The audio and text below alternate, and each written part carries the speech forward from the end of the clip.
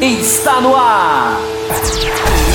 O mais tradicional podcast sobre corridas do Brasil. Os comentários e o debate sobre automobilismo de um jeito que você só ouve aqui.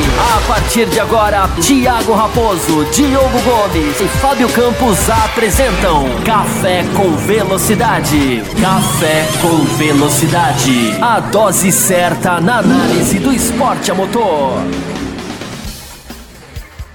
Para você que nos ouve no cafévelocidade.com.br, estamos começando a segunda edição. É a primeira vez falar de tudo. Agora não vou parar não. Não, eu corto. Para você que nos ouve no cafévelocidade.com.br, estamos começando o segundo bloco da edição 608 do Café com Velocidade. Se você ainda não ouviu a primeira, faça isso, porque continuamos repercutindo pós-GP do Canadá, a punição de Sebastian Vettel, com os fatos novos que vieram aí à tona durante essa semana, algumas declarações de pilotos, de chefes de equipe e tudo mais. Ficou um bloco aí realmente bem legal, costurando, trazendo comentários de ouvinte. E nesse segundo bloco nós vamos fazer aí uma análise deste primeiro terço, GP do Canadá, com o calendário de 21 corridas, marca exatamente, né, esse primeiro terço. Nós vamos agora pro segundo terço, envolvendo aí as corridas da Europa. Nós teremos França, Áustria, Inglaterra, Alemanha, Hungria, Bélgica e Itália, fechando aí o próximo terço, né, o segundo terço. E aí depois no finalzinho, o terceiro terço do campeonato, com Singapura, Rússia, Japão, México, Estados Unidos, Brasil e Abu Dhabi. Diogo Gomes, como você é uma figurinha que quase não apareceu nesse primeiro terço aqui, eu já vou passar para você abrir os trabalhos contigo, para a gente saber aí da tua leitura desse primeiro terço da Fórmula 1, o quão decepcionante foi para você, ou o quão você já esperava que acontecesse o que aconteceu. Quero saber a tua leitura antes da gente passar para as expectativas para o segundo terço. Olha, de início foi quase de choque, né, naquela prova da Austrália, porque foi algo completamente diferente do que a gente tinha visto na pré-temporada. A Ferrari sumiu. E aí vem Bahrein e tem aquela performance incrível do Leclerc, e vem a Ferrari forte, e aí deu aquela ponta de esperança enorme, sabe? Assim, poxa, eu acho que a temporada começou. E aí depois disso veio a realidade. A realidade de uma Mercedes soberana, de uma Ferrari claudicante, não começo a usar essa expressão aqui, de um Vettel errando mais e mais e mais. E, né, para fechar o primeiro terço, culminou com a situação patética da corrida passada no GP do Canadá. Então, como eu já falei outras vezes, infelizmente um primeiro terço bem decepcionante, de domínio completo da Mercedes, de a única equipe que talvez tenha alguma chance de fazer alguma coisa, que é a Ferrari, perdida, o piloto que lidera essa equipe perdido, né, quando teve condição de fazer alguma coisa, acabou cometendo um erro que gerou toda aquela situação. Então, como eu falei, até no ano passado eu estava decepcionado com essa parte da frente da tabela, apesar de o Vettel estar um pouco mais próximo do ano passado, mas aí dava para se contentar, ou não se contentar, mas dava para se animar de alguma maneira com o que tinha ali no meio do pelotão, com o Leclerc vindo de Sauber, aparecendo bem, com alguma outra equipe ali no meio brigando. E, bom, esse ano basicamente tudo isso sumiu, né? Você não tem mais nada ali no meio do grid que possa causar algum tipo de interesse. Quem tá mais pro final do grid tá morto, a Sauber, a Williams. Quem tá um pouco acima não tem muita opção de briga. Quando teve qualquer tipo de opção de briga, aconteceu jogo de equipe, né, como foi no caso da Renault. As McLaren até evoluíram bem, mas é impressionante como não conseguem terminar uma corrida. Parece que a corrida só começa depois que a McLaren abandona. Então, infelizmente, é um primeiro terço da minha parte bem decepcionante. Fábio Campos. O Diogo fez aí um resumo muito bem feito, inclusive, né? Ele conseguiu abranger muitas coisas no que ele falou. Eu sinto decepcionar muitos ouvintes que sempre não, alguns acessam o café esperando palmas e ovações e só olhar o lado bom da Fórmula 1, mas é difícil quando a gente vai fazer uma análise de um terço, porque a gente teve muito pouca coisa boa, né? A gente tem talvez a briga no meio do pelotão, talvez a coisa mais interessante. Infelizmente tem que usar essa expressão, né? O pelotão de trás, que não é o pelotão da frente, tão distante que está do pelotão da frente. é o que tem apresentado talvez ali de uma certa movimentação, porque a gente tem um campeonato de uma equipe só. Eu acho que a gente já pode, eu acho que a marca, apesar da gente só ter um terço percorrido, eu acho que a marca de 2019 vai ser, né, a total invalidação da pré-temporada, pelo menos desse ano, né, a total enganação é um termo forte, né, mas o total equívoco que a pré-temporada gerou a todos, né, a maior virada da recente da Fórmula 1, de uma pré-temporada que não sei se talvez tenha que fazer a gente reanalisar alguns, a gente que eu falo, quem cobre a Fórmula 1, né, tem que reanalisar alguns dos seus conceitos de análise de pré-temporada, que sempre foram muito fiéis, pelo menos na era turbo, né, eu sempre disse isso aqui, mas que em 2019 é absolutamente irreconhecível, né? A pré-temporada desenhou uma coisa e o campeonato é outra completamente diferente. Ninguém esperava o maior domínio da história da Mercedes, em termos numéricos, apesar de que o carro de 2014 era superior em termos comparativos, né? 2015 talvez também, 2014 mais, né? Mas em termos de número, a força da equipe Mercedes, os números não se comparam com nenhum dos outros anos da era turbo. Né? Uma equipe que tem praticamente todas as corridas vencidas com dobradinha, um número de dobradinhas enorme, uma Ferrari absolutamente caótica, que não se acha, que não consegue converter um bom carro em resultados, embora tenha uma vitória tirada dela. Esse asterisco não vai ser removido jamais, pelo menos não na minha cabeça. Uma vitória foi tirada da Ferrari. A Ferrari era para ter uma vitória no campeonato, mas mesmo se tivesse, né, era seis vitórias da Mercedes contra uma da Ferrari, enfim, absolutamente acachapante. Torço para 2019 não acabar com um ano de menor variação de vencedores na história da Fórmula 1. Seria 2 se acabasse dessa maneira, mas acho que não vai acontecer. Acho até, pelo que mostrou no Canadá, acho que a Ferrari em Spa tem muita chance, em Monza vai ter muita chance. É a questão do carro ser bem mais rápido de reta, né, e a Mercedes ser bem mais rápida de curva. Na Fórmula 1 tem mais curva do que reta, mas tem muita pista aí em que as retas vão ser a tônica, como essas duas que eu acabei de citar.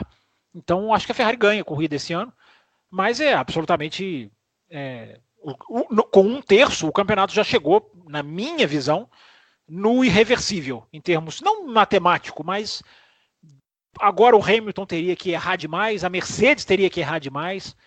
Infelizmente a gente vê um campeonato é o principal, que eu sempre faço questão de bater na tecla, em qualquer análise que eu faça, pode ser de um terço, de duas corridas, de um pedaço de uma corrida, que é a qualidade do espetáculo, que infelizmente não atinge o nível que a gente esperava, né? As dobradinhas da Mercedes absolutamente frígidas, absolutamente estáticas, absolutamente regradas, para usar uma palavra que o próprio Hamilton usou, e a Ferrari segurando o seu piloto mais jovem quando ele tem a chance de se impor ao campeão do mundo que erra bastante. A Ferrari interfere de maneira negativa, isso não pode ser excluído dessa mini retrospectiva também. Então, infelizmente, né, Raposo, a gente queria falar coisas boas. A gente teve um bom grande prêmio, um finalzinho de grande prêmio da Espanha, por exemplo, muito movimentado no pelotão de trás, depois que o safety car saiu. O que mais vocês lembram? A gente tinha um grande prêmio do Canadá que estava se desenhando, até gostoso de acompanhar no final, e que foi absolutamente rasgado, destroçado e despedaçado por uma decisão extra-pista. Então, a gente tenta procurar alguma coisa boa para falar. O que a gente tem? Talvez essa variação ali no pelotão do meio, de você ter uma McLaren que às vezes anda bem, você tem algumas corridas em que esses caras batem roda, mas é o que eu sempre digo, é muito pouco, né? A Fórmula 1 tinha a obrigação de apresentar mais briga, mais indefinição, mais imprevisibilidade, e infelizmente, Raposo, 2019 não tem sido muito isso que a gente tem visto, né? A minha visão é essa também, de uma pré-temporada que realmente veio para enganar. Eu até brinco, né, que obviamente é uma brincadeira, porque a gente está aqui para se comprometer o tempo todo, mas por sorte, nas organizações aí das coisas do podcast, a gente não fez o programa pré-temporada para dar as nossas opiniões. Eu imagino que seria difícil fugir de, pelo menos, enxergar a Ferrari muito forte na briga, se não cravá-la como aí detentora e quase certeza de correr pelo título mundial. Talvez não, a gente só crava a hora que a gente tá com as evidências na mão, né? Antes da temporada começar, acho que a gente não chegaria à loucura de cravar. mas de como foi errôneo, né, a leitura que se fez, a surpresa no inicial, que de certa forma até deu um aspecto positivo, porque ficava naquela coisa, nossa, até legal ver que a Mercedes não tá tão atrás assim, então teremos briga, porque não se imaginava que ela estava tão à frente como se mostrou nas corridas seguintes. Essa questão da Ferrari, acho legal pontuar também, porque os desmandos que aconteceu ali de troca e retroca de posição, os prejudicando o Leclerc em determinado momento, e aí de repente o Leclerc ganha o direito de passar e não consegue ir embora, aí o Vettel começa a andar mais rápido, aí destroca, inverte as posições novamente. Então essa batida de cabeça ali realmente chata. Algo positivo que dá pra gente tirar é um Verstappen se sobressaindo, é um Verstappen mostrando realmente todo o seu talento. Uma pena que a Red Bull ainda não está com o carro a ponto de fazê-lo brigar por vitórias. Eu fico me perguntando até quando ele se aguenta nessa situação, né? Ou até quando se arrisca em alguma outra coisa. A gente sabe, ou a gente escuta falar, né, que Toto Wolff liga incansavelmente aí tentando alguma coisa. Seria uma belíssima numa troca aí, Verstappen e Hamilton numa mesma equipe. E aí na pelotão de trás tem tudo isso que você falou, né? Uma pena o que aconteceu com a Renault na última prova. Assistindo aí o seriado do Netflix, a gente até, de certa forma, alucina os porquês de como a batalha ali naquele pelotão, e a batalha com a McLaren, acirrada e tudo, e não queriam correr o risco de perder os pontos. A equipe que promete, né, prometeu um novo motor a partir da França, um motor que teria aquela questão na classificação, né, que seria um motor mais rápido pela classificação e tudo mais. Vamos ver se vai se virar realidade. Mas eu concordo com você que a balança está pesando mais aí pro negativo do que pro positivo nesse primeiro 1/3. Você tem umas classificações que estão sendo mais legais até do que as corridas, né? A classificação no Canadá foi muito interessante, né? Teve acidente, teve o Verstappen ficando fora, teve uma Renault que fez o que fez, né? No Canadá, largando em quarto com o Ricardo, um dos momentos mais imprevisíveis dessa temporada, né? Mas a gente não pode se acostumar com essa previsibilidade tão esdrúxula, em que a única coisa, ou a coisa mais imprevisível, é uma equipe do meio do pelotão conseguir a 4ª colocação. É muito pouco no quesito imprevisibilidade. Mas é algo interessante, é algo para a gente se observar. Estamos indo agora aí, né, para a Fórmula 1, indo para Paul Ricard, casa da Renault, é para ficar de olho na Renault, né, que teve um problema muito sério no seu motor, e a partir de Mônaco conseguiu resolver esse problema. Como o Mônaco não mostra muita coisa, não é pista de motor, a performance no Canadá deixa porque a Renault é uma das decepções da temporada, né? Não só a Renault, a Williams, enfim, a própria Ferrari, que a gente já falou aqui. Tem coisas boas no meio do pelotão, é essa briga, mas, poxa, né? A parte da frente está muito, né? Caminha-se para um 6º título, né? 14, 15, 16, 17, 18, o 6º título seguido de uma mesma equipe. Vai ter uma variação só porque o Rosberg conseguiu pelo menos quebrar isso, porque eu não acredito que o Bottas vai tirar esses praticamente 30 pontos do Hamilton. Pode até tirar matematicamente, mas enfim, ter a regularidade para passar e para se manter na frente, eu acho absolutamente inviável, embora eu não coloque o Bottas, Diogo e Raposo, como uma decepção. O Bottas, ele é o que ele é. O Bottas, ele está até andando bem. Só que para ser campeão do mundo não basta só andar bem. Ainda mais contra o Hamilton, né? Diga-se de passagem. Com certeza. Diogo Gomes, algo positivo aí para tirar também? Eu e o Fábio Campos nos esforçamos aqui para tentar tirar algo positivo também desse primeiro 1/3. Eu gosto da evolução da McLaren, apesar de né, variar bastante ainda, mas eu acho que com relação ao ano anterior tem uma bela evolução ali. A maneira como eles chegaram, eu gostei bastante disso.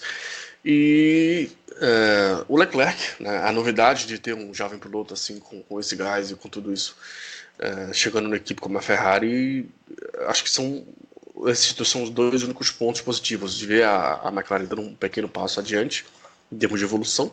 Talvez não fique tão claro ainda, mas eu vejo como evolução, e o Leclerc trazer um sangue novo para... O sangue novo foi importante, né, para algumas provas ali, mas não muito mais a ser observado. Eu não lembrava dessa questão da Renault, vocês observaram bem. Vamos ver se agora em casa eles conseguem fazer alguma coisa, né? Pode ser um ponto aí pra gente tentar se apegar para observar mais de perto para esse próximo Grande Prêmio, mas fora isso eu não tenho muito mais o que adicionar, não. Será que essa novidade é só para a equipe Renault ou são todas as equipes equipadas com motor Renault? Geralmente chega para a equipe primeiro, né? Para a equipe de fábrica, depois chega para as outras. Apesar de dizerem que tem acho que a Force India falou um tempo atrás que a Mercedes entregava o mesmo motor, e aí tinha sempre até um ano e pouco atrás teve meio que um burburinho na mídia com relação a isso. Mas eu creio que deva chegar só para a Renault, mas aí não tem confirmação com relação a isso ainda não. O problema que a Renault teve, Raposo, é uma peça, assim, eu até não sei exatamente o nome, é uma peça uma coisa bem interna do motor ali, da ligação de encaixe, que afetou a equipe Renault, não afetou a McLaren. Então, esse possível... A Renault teve que correr com menos giros no motor. Era mais ou menos isso que o Cyril Abiteboul explicou, inclusive numa entrevista, né, para a televisão. Apesar de ele ter um inglês dificílimo de se entender, porque ele fala inglês com a velocidade do francês, mas o que deu para entender é que a Renault estaria liberada para usar ela depois, porque os dois carros pararam simultaneamente no Bahrein. Vocês vão se lembrar. Este foi o problema que causou essa parada. E aí, esse problema, digamos ali, no encaixe motor-carro, enfim, numa dessas peças ali que compõem a estrutura toda do negócio, eles tiveram que diminuir os giros. Não sei se é vibração, talvez seja. E antes de Mônaco, eles resolveram esse problema, mas não afetava a McLaren. Tanto que a McLaren está bem à frente da Renault, né? Ou pelo menos estava até o Grande Prêmio do Canadá, enfim.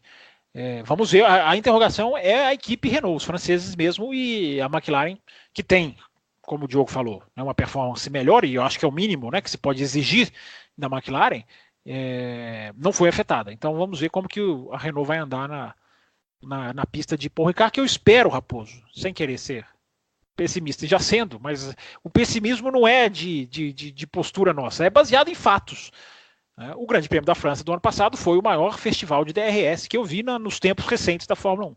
Festival mesmo. Quando a gente fala festival de música, o que é um festival de música? Né? É que você tem palcos, várias opções, você tem palco maior, palco menorzinho. Festival, você tem vários itens no menu. Foi o que aconteceu na França o ano passado. Você tinha o DRS na retinha, DRS no retão, DRS no meio do pelotão, DRS no fim, você tinha para todos os gostos. Então, tomara que não seja assim em 2019, embora a regra hoje seja mais favorável ao DRS do que era no ano passado. Os carros sejam mais suscetíveis a ele e, enfim, mas vamos esperar que não seja, que aconteça alguma coisa, porque até a posição do vento influencia. Se é um vento de frente, né, o que eles chamam headwind, né, se é um vento que vem de frente no carro, influencia de uma maneira, influencia mais. Se é o vento que empurra, que vem de trás, influencia menos, porque até o carro da frente está sendo empurrado. Enfim, então não dá para cravar que vai ser. Tomara que não seja como foi o ano passado. Se o ouvinte do podcast Café com Velocidade, Fábio Campos, o acusa de reclamar demais da categoria e tal... O ouvinte não me acusa. Alguns não entendem a nossa veia crítica e acham que a gente tem que falar bem. Se alguns ouvintes do Café com Velocidade fazem essa acusação para você, te acusar de não ter esperança, não podem, porque você tá com esperança de que pode ser que talvez na França... Pode, eu espero que... Sim, eu espero que seja uma boa coisa. Eu falei de Mônaco, quando o Cesarino, se eu não me engano, falou, vem aí mais uma corrida ruim, e foi uma corrida médiazinha, mas eu me lembro, falei, Cesarino, calma, porque Mônaco costuma, né, pode ter batidas, safety car. Eu tô esperançoso até com 2021, Raposo. Como é que você fala que eu não sou um cara otimista? Ora, como? Aí eu não, tô falando dos ouvintes aí, aqueles que... Tem alguns que são que querem um mundo encantado, né? Esses que querem um mundo encantado, eles vão se decepcionar com o café, porque a gente faz uma análise crítica, e a gente erra e acerta, mas ficar batendo palma, como outros fazem, isso o ouvinte não vai encontrar aqui. Mas eu repito, espero que a França tenha... Porque, se a gente analisar, vocês dois assistem muito Grande Prêmio em Paul Ricard. Vocês assistiram recentemente até mais do que eu. Eu me lembro de assistir lá o World Series, né, num pedacinho ali no começo dos anos 2010, 2012, enfim. Não é uma pista que você fala, é uma pista ruim. Não é exatamente um desenho de traçado, não sei se vocês acham ruim. Não é um desenho de traçado exatamente ruim. Eu preferia aquela reta, que eu queria lembrar o nome, Mistral? Ou eu estou confundindo com o Le Mans? Qual é o nome da reta, gente? A reta é Mistral, né? É Mistral. Mistral, né? É que eu fico com medo de estar confundindo os nomes das retas com Le Mans. Le Mans é Mulsanne, né? Se eu não me engano. Le Mans tem uns nomes bonitos também de retas, então. Se não houvesse aquela chicane, talvez até o DRS que eu estou falando fosse até pior, mas eu vou analisar sem o DRS. Vamos fingir que não tem o DRS. Seria uma reta ali onde muita coisa poderia acontecer. Mas não acho. Tô jogando para vocês falarem. Não acho que seja um circuito assim tão ruim. Posso até mudar a minha opinião, até porque existe circuito bom e ruim, e existe circuito bom e ruim para essa Fórmula 1 que existe hoje, né? Como, por exemplo, eu já falei aqui, Zandvoort é um absurdo a Fórmula 1 e correr em Zandvoort. Ou eles mexem totalmente naquilo lá, ou vai ser uma procissão das velas, porque vai ser uma coisa incrível. Mas eu não sei, eu ainda acho que só o Grande Prêmio do ano passado, eu não cravo que vai ser um desastre. Não sei o que vocês dois acham. Olha, eu acho o circuito bem interessante e bonito, mas para gerar boas provas, pelo menos não vê a memória grandes coisas, não. Tem uma... Eu tenho o costume de chamar as curvas, não pelo nome, mas pelos números, né? Para revolta de alguns. Minha. Inclusive os dois. Mas as curvas de Paul Ricard todas têm nome, Diogo? Eu acho que essa Paul Ricard moderna é número, né? É só um número. E acho que tem nome... curva total, curva... marcas, né? Nome de marcas. Tá. Nomes promocionais. Isso. Mas o que eu fico bravo com esse senhor, ouvinte, é que ele chama Interlagos, ele vem com curva 1, ao invés de S do Senna. Aí não dá para tolerar, né? Realmente... Mônaco, você vai chamar por número ao invés de nome também, Diogo? Você também chama Mônaco curva 17? Não é possível. É por costume. Costume de ver o mapinha, sabe? Com as curvas, e aí decora o número em vez do nome. Basicamente não é uma pista que me enche os olhos, não. Mas eu já vi algumas corridas interessantes, poucas corridas lá, mas eu sempre foram questões que variavam muito conforme a categoria, sabe? Eu lembro na época ainda da WTCC ou alguma categoria de turismo parecida correndo lá, e eu vi algumas ultrapassagens interessantes, mas muito em cima de toques, muito em cima daquele estilo meio turismo de correr. O que eu lembro de Fórmula, que é de Fórmula Renault, ultrapassagens muito pontuais, e até antes disso de Fórmula Renault, a menorzinha, de 2.0 também. A regional correu lá esse ano já. Foi regional. Cuidado para vocês não irem a categorias muito mais lentas também. Tentem manter aqui um pouco mais para cima, porque a World Series, por exemplo, era mais rápida, principalmente porque ela era a época boa dela. E eu me lembro de ver uma boa corrida lá. É difícil, né, com a Fórmula 1 no DRS, mas eu acho que pelo menos a freada para a chicane que criaram, infelizmente, no meio da reta, pelo menos ali tinha que ser mais, digamos, mais manobra de freada. Não sei, enfim, vamos esperar. Mas quando você que assistiu vários anos de World Series, e sempre que a World Series existiu, ela, sobre o banner da Renault, ela esteve correndo por Ricard, e a gente disse que lembra de uma prova boa. Talvez não seja exatamente a boa expressão. Né? Vocês veem, ouvinte, eu comecei otimista e estão me deixando pessimista. Eu entendo a importância da França, tá aí no calendário. Sem dúvida. A França, inclusive, dá um banho no Brasil, na Itália e em outros países em termos de renovação, né? Porque ela chegou ao ponto patético de passar 3, 4 anos sem ter um piloto no grid. E hoje ela tem. E é o país, Diogo, é o segundo país que mais circuitos teve de corrida de Fórmula 1, que mais variedade de circuitos teve em corrida de Fórmula 1. É o segundo no ranking. Então... Sabem qual é o primeiro? Vocês não vão perguntar, porque vocês nunca perguntam. Os Estados Unidos. Exatamente. Você é um rapaz sabedor de Você já falou aqui, você falou há pouco tempo aqui no programa. Não, que os Estados Unidos são o que mais circuito, que mais eu acho que eu falei número de grandes prêmios, variedade de circuitos, não. Mas enfim, talvez. Posso estar me perdendo pela memória. Então, assim, eu entendo a importância, é essencial que esteja. Eu não vejo outro circuito para estar na França, para estar lá. Porque tem circuitos bem legais, até essas próprias categorias menores correm, mas não aportam a Fórmula 1. Né? São circuitos muito pequenos. O próprio Magno Cus não tem como mais. de Jean-Prenois é minúsculo para essa Fórmula 1 de carros enormes. Paul, Então, você não queria ver a Fórmula 1 em Paul? O carro não conseguiria, o carro não conseguiria fazer uma curva. Não consegue fazer uma curva em Paul. Quem nunca assistiu Fórmula 3, eu recomendo. Tá? É uma cidadezinha que um dia eu quero ir, inclusive fazer aquela pista a pé. É uma coisa absolutamente interessante para a Fórmula 3, né, Diogo? É bem legal, é bem legal. Não sei se nessa nova Fórmula 3 aí vão. Quer dizer, a nova Fórmula 3 que era a GP3, mataram, né? A Fórmula 3, que era a Fórmula 3, a FIA matou. A que existe é a GP3, e você não vai lá nunca, você vai estar sempre junto com a Fórmula 1. Né? Eu tava irritado já com essa nova Fórmula 3, agora você me deu mais uma razão para não gostar dela. Não tinha pensado nisso. Então, assim. Quem criou ela? Então, assim, não vejo outro circuito que se encaixaria. Não sou grande fã de Paul Ricard, mas a esperança é sempre que gere algo bom, sempre que vê uma boa corrida. Só que é difícil trabalhar com sonhos. Com irreal. Exatamente. Você resumiu. O ouvinte não adianta ficar, tem que ser otimista ou pessimista, o Raposo tá brincando, a gente tá brincando. É fatos. E os fatos que a gente tem não são bons da Fórmula 1 e Paul Ricard, né, Diogo? Exatamente. Fábio Campos, você cravou... Até porque, só mais uma coisa, Raposo. Até porque okay. é uma coisa que a gente fala, e tem gente que... a gente não, que eu falo, é uma coisa que a imprensa fala. É uma pista feita para testes. Não é uma pista feita para corrida. E isso faz muita diferença. Por mais que você adapte...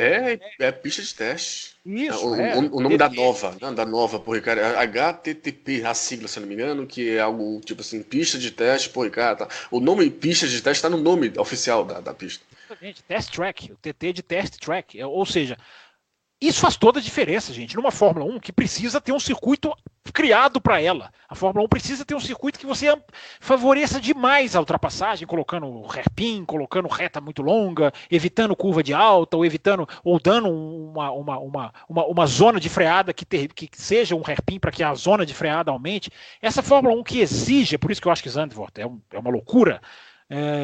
Tomara que eu esteja errado, mas nessa Zandvoort não tem jeito. E eu já falei isso, não sei se foi aqui. E nem acho que tem como mudar, viu? Tem que se estender aquela reta de alguma maneira, Diogo, eu acho. Nem que seja isso. Muito. A gente caminha para uma Hungria. É quase uma. É pior do que a Hungria. Pior do que a Hungria. Inclusive a informação. Pode falar. Diga, fala. Não, que a gente tá falando de um circuito que até pouco tempo atrás não podia ter corrida porque fazia muito barulho.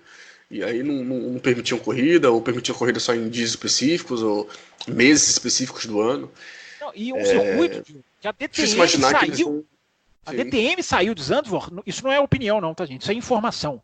A DTM saiu de Zandvoort por causa de ultrapassagens, por anos e anos tentando e não tendo ali conseguindo fazer corrida boa. A DTM desistiu de correr em Zandvoort e aí vai a Fórmula 1 correr. É claro que o fator Holanda, a gente já falou sobre isso, é claro que a Fórmula 1 vai onde o ídolo está, a Holanda tem que ter uma corrida, mas tem que mexer essa pista, ela não encaixa com a Fórmula 1 atual.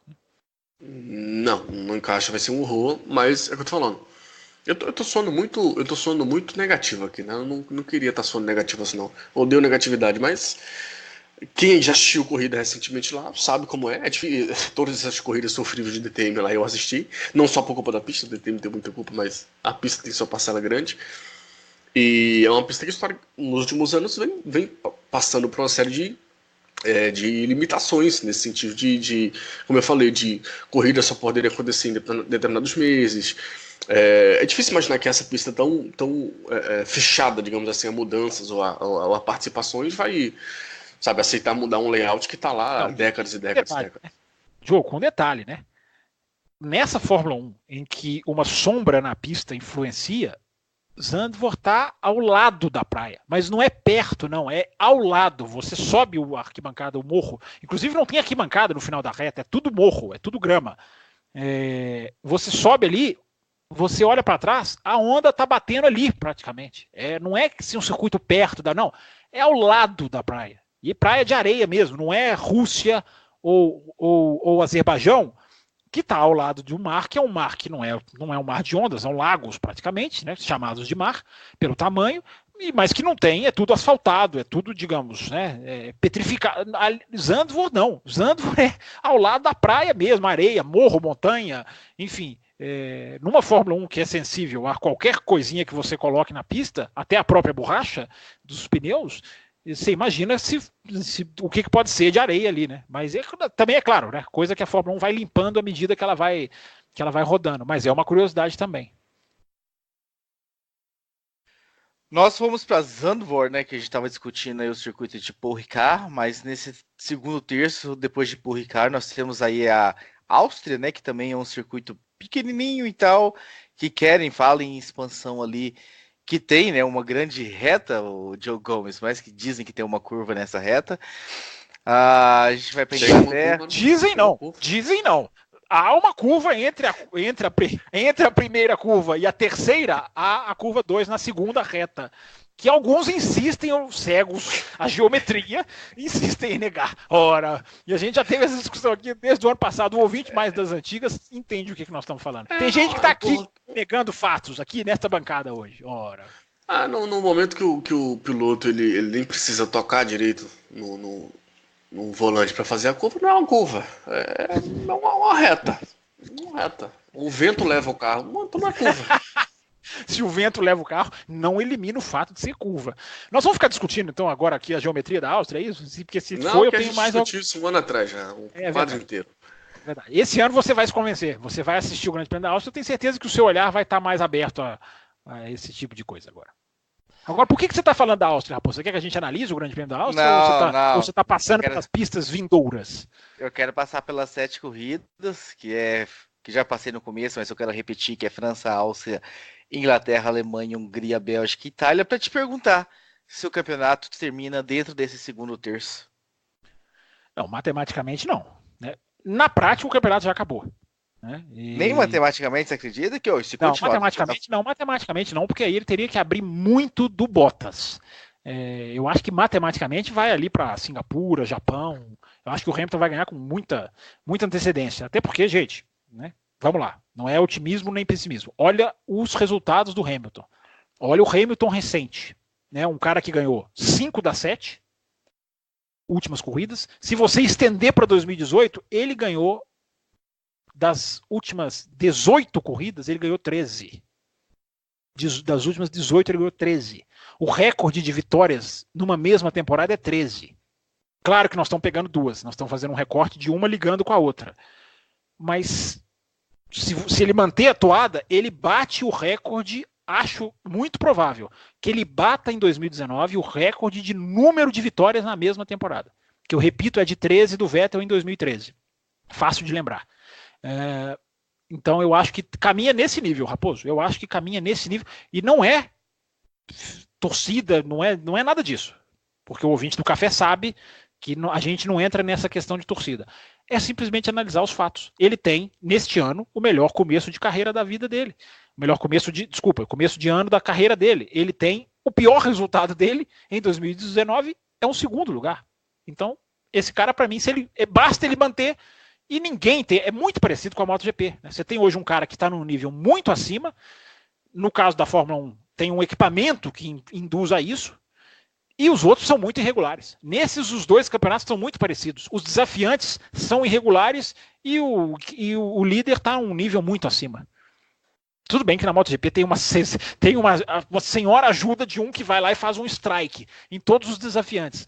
Mas a situação de campeonato é muito parecida. A regularidade do Hamilton, Raposo e Diogo, ela está incrível em 2019. Está incrível, né?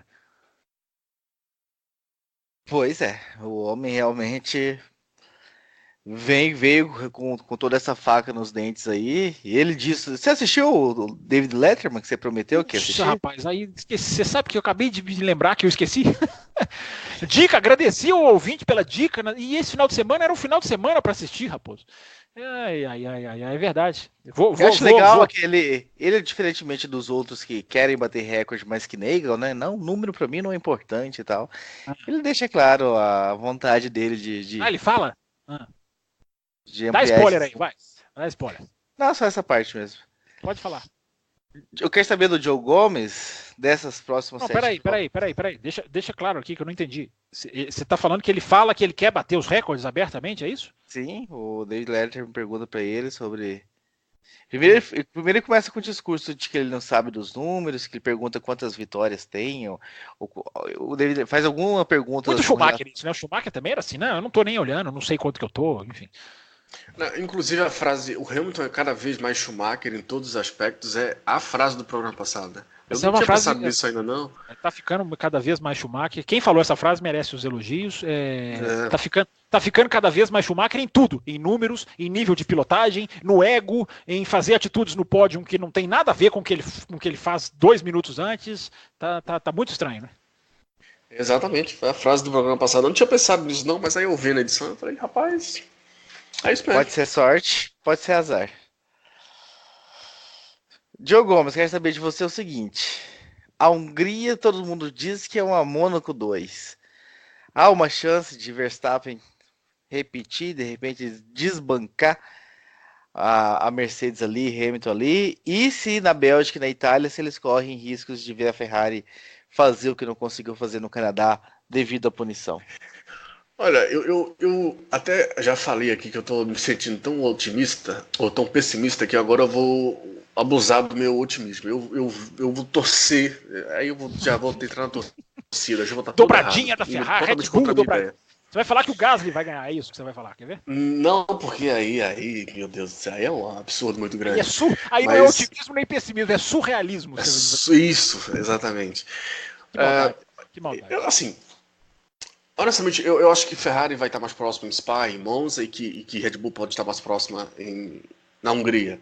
Não acho que para vitória, mas eu vou me pegar nessa questão de acreditar que por característica da pista elas possam estar mais próximas e sei, né? Vai que o Hamilton escorrega um pouquinho ali, comete um erro que ele não comete há, sei lá, um ano e dá um espaço.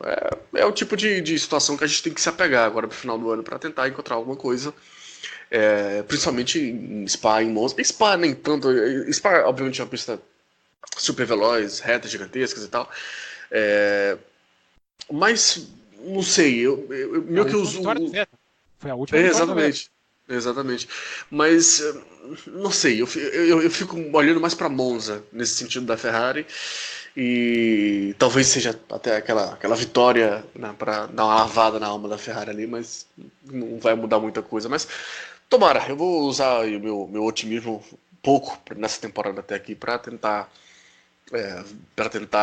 torcer, talvez, torcer por boa corrida não, porque isso eu torço sempre, mas para verificar se a Ferrari chega mais próximo. Pelo menos a expectativa é, né, que chegue mais próximo no Spa e Monza e a Red Bull consiga chegar na Hungria, mas é isso, né? A gente vai daqui pro final do ano, a gente completou o primeiro terço agora e a gente tá aqui tentando se apegar em alguma coisa para verificar se pode ter alguma briga na frente. É uma situação complicada. E o que diz o otimismo de Fábio Campos? Lembrando que Hockenheim também, se não fosse o erro do Vettel, estava muito bem também o ano passado, né? Mas ali pista molhada, né? A gente aí tem que colocar essa variável, né? No seco a gente não tem muito parâmetro de 2018. O Fábio Campos não é otimista nem pessimista, o Fábio Campos, o Raposo. É analista. E eu acho que se continuar da maneira que está hoje, tecnicamente, os carros com as características que eles têm hoje, eu sou capaz de dizer que a Ferrari é favorita em Bélgica e principalmente Itália. Porque o Canadá foi tão claro a diferença de reta da Ferrari e de superioridade de curva da Mercedes. Você viu o mapa que a FOM faz de trechos onde cada um ganha velocidade e cada um perde? Parece uma coisa até combinada, parece a coisa planejada, parece até tendencioso, porque a Ferrari nas retas não tem disputa. Em todas as retinhas, mesmo as pequenas de Montreal, e em todos os trechinhos curva, tá lá o mapinha com esse verde, Petronas, né? Um verde, isso, um azul, enfim, com a corzinha da Petronas, que é a corzinha da Mercedes nos gráficos da Fórmula 1. Parece uma coisa muito... E a gente... Essa é a grande característica, a diferença desse ano é isso, né? A gente viu na China, a gente viu o Bahrein, principalmente. A Ferrari é muito rápida em reta e a Mercedes é mais rápida em curva. Isso chegou no Canadá, para mim, é um ponto de escancaramento máximo. Eu repito, se continuar assim, a Ferrari em Bélgica e Itália, para mim, é favorita para ganhar a corrida. O campeonato, já falei sobre o campeonato. Mas a corrida, sim. Silverstone a gente tem boas retas e boas curvas. Silverstone é uma combinação, né? É por isso que é uma pista de testes dos anos dourados da Fórmula 1, né? Porque é uma combinação. Tem retas e tem curvas de longa, curvas de baixa. Silverstone é um ponto de interrogação, embora a Ferrari tenha uma das vitórias mais surpreendentes do ano passado. Para mim é a vitória da Ferrari em Silverstone, que é território Mercedes nos últimos anos. O Hamilton ganhou 4 seguidas lá, né? 14, 15, 16 e 17, se eu não estou enganado. Enfim. E, aliás, eu não estou enganado. Ele ganhou 4 seguidas lá, sim. Então, será que depois dessa performance ou dessa demonstração de força no Canadá, que obviamente a gente sempre lembra, né? Teve a punição, mas se não tivesse a punição, a gente não pode também afirmar que a Ferrari venceria porque o Hamilton estava na disputa. Né? Ele desiste da disputa depois da punição. Mas tudo tinha carro para vencer. A gente pode dizer tinha carro para vencer. Isso. Podemos imaginar que um segundo terço de Fórmula 1 poderá vir melhor com essas pistas que nós citamos aí? Eu vou deixar o Diogo responder, porque eu já... Você está exigindo futurologia demais nesse bloco, eu vou deixar o Diogo responder. Respondeu. Respondido. Fábio Campos, próxima pergunta, por favor. A gente tá falando de 3 pistas aí, né? É difícil falar. Falta 14 provas ainda pra frente. Muita coisa. Vai variar muita coisa ainda. É difícil. Mas daqui umas 7 edições, daqui a 7 corridas, a gente faz essa pergunta de novo. Eu não sei se vocês concordam comigo, mas a Áustria não deixa de ser também um circuito de retas ligadas por algumas curvas bem pontuais. Não tem uma sequência de curvas. Faz uma reta, uma curva forte, outra reta gigante, outra curva forte, outra reta. Mas aí essas coisas são até o computador que faz hoje em dia, né, Raposo? É assim, é o tempo que você ganha em reta contra o tempo que você ganha em curva. Por exemplo, a China tem a maior reta, uma das maiores, né? Acho que perde para do Azerbaijão. E a Ferrari perdeu, porque o tempo ganho em curva supera porque o tipo de curva, né? Tem curva que é mais fechadinha, mais fechada. Mas a China tem muita curva, né? A primeira lá, que não acaba nunca. Lá no meio também tem algumas curvas. Mas na Áustria a gente não tem tanta curva assim. Eu acho que é possível que a Ferrari tenha vantagem. É possível. Seria uma surpresa também, porque é onde a Mercedes dominou esse tempo todo e era turbo, né? Praticamente, embora tenha uma vitória do Verstappen lá. Então, mas ali entrou safety car, né? Pode acontecer esse tipo de futurologia, é difícil, Raposo. Mas talvez talvez a Ferrari tenha sim uma chance, talvez que a gente não esteja atentando, mas talvez a Áustria tenha pelo número de retas e pelo tamanho das retas, né? Tá vendo, ouvinte? Vocês escutam aqui também pontos positivos e expectativas. Brincadeira. Diogo Gomes, o senhor entrou de férias, a gente vai ter que contar com o senhor aqui nas próximas edições. A gente vai vir falar do Grande Prêmio da França semana que vem, na segunda-feira. Ouvintes, mandem suas perguntas. Depois já é Áustria, né, Raposo? Porque agora começa a Fórmula 1 pela primeira vez, faz o tal back-to-back, né? Corridas uma logo em seguida da outra. É agora que vão... não, foi ano passado, né? Que na França pegou 3 corridas na semana seguida. Isso a gente informou aqui no Café, no final do ano passado, que não aconteceria mais. A Fórmula 1, ela fez aquilo por causa de Copa do Mundo, enfim, ali aquilo não agradou ninguém, gerou um monte de custos para as equipes, enfim, deram conta, mas não, a ideia é não fazer mais. Agora o calendário vai aumentar para o ano que vem, né? Então, enfim, vamos ver o que acontece. Com isso, a gente encerra esse segundo bloco, né? Falando sobre, então, esse primeiro terço, já fazendo expectativas pro segundo terço. A gente retorna semana que vem. A gente espera que seja uma corrida bem movimentada, que vocês encham a nossa caixa de e-mail. E eu quero saber só do Fábio Campos, antes da gente encerrar, se ele também vai colocar algum desafio pro fim dessa edição. Opa! Não vou. Aliás, teve muitas de. Nossa, você me pegou todo. Você podia ter me avisado o que você ia falar, porque a gente teve gente respondendo o desafio no Twitter. Eu não peguei os nomes. A gente teve ouvinte, o Fábio Pereira, por exemplo, é um que eu me lembro, que me chamou aqui no WhatsApp, no pessoal, falar, ó, ouviu o desafio. Na verdade, todo mundo entendeu errado o desafio, né? Porque falaram lá da música do programa do Bunny, mas o desafio era ir lá no blog do Fábio e falar, li, tem uma frase lá que eu li. Não, mas tem que entender. Mas o ideal. O ideal. O Bunnyman distorceu. O Bunnyman distorceu. Isso, o Bunnyman fala assim. Coloca a hashtag do fa. Isso, e um monte de gente colocou a hashtag no Twitter, colocou no grupo de apoiadores, 2 ou 3 lá, e, poxa, eu devia ter pego os nomes, eu peço desculpas, mas teve um monte de gente no Twitter, no WhatsApp, e que demonstrou a sua fidelidade, indo até o final de todos os blocos e o que é principal, prestando atenção. Essa semana não tem desafio, não, porque eu tenho certeza que estão todos aqui ligados até agora. Semana que vem eu vou pensar num desafio mais difícil aí para os nossos ouvintes provarem a sua audiência, porque a gente não basta mandar e-mails, interagir, a gente quer mais provas de audiência dos ouvintes, nós que somos carentes. E vai ter Diogo Gomes, hein, na próxima semana, é isso, pelo que está decidido, então, que já é um grande reforço. Termina aqui Café com Velocidade, o mais tradicional podcast sobre corridas do Brasil. Sempre com Thiago Raposo, Diogo Gomes e Fábio Campos. Café com Velocidade. Café com Velocidade. A dose certa na análise do esporte a motor.